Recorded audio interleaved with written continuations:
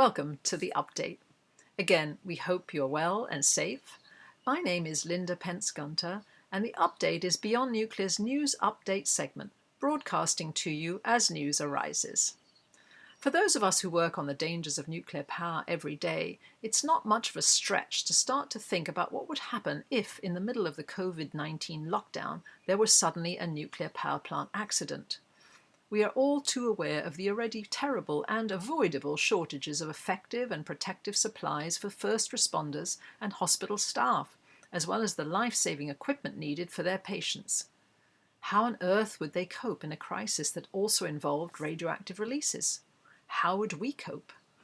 We are all pretty much sheltering in place right now, although we can go out for essentials, but sheltering in place is far from ideal during a severe nuclear accident.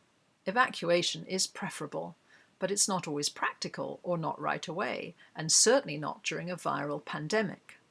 Whether people evacuate or are forced to shelter in place, there is one essential prophylactic that everyone living within at least 50 miles of an operating nuclear power plant should have access to, and that is potassium iodide.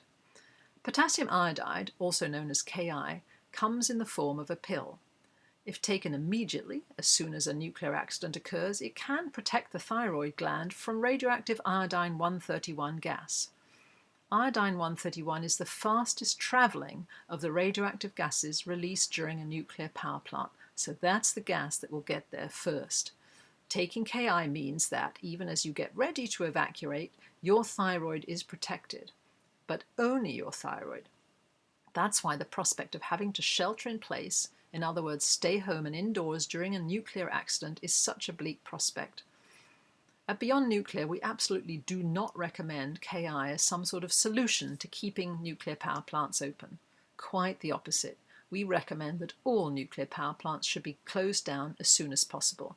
No one should ever be put in this kind of danger and even need to take Ki.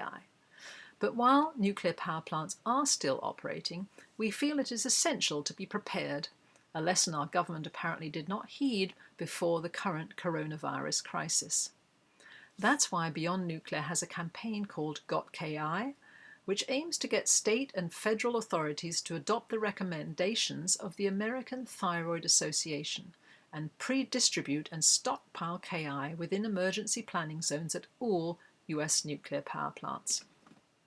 Now, you could pick up Ki at your pharmacy if they have it in stock, but most people, around 95% of us as it turns out, either don't know about Ki or we just haven't bothered to ask for it. The American Thyroid Association and Beyond Nuclear's Got Ki campaign recommends pre-distribution of Ki by direct delivery to all residents within 10 miles of a nuclear power plant. And it also recommends stockpiling it in schools, hospitals, police and fire stations from 10 out to 50 miles, so that these institutions would serve to distribute Ki free to every home and business within 50 miles of an operating nuclear power plant.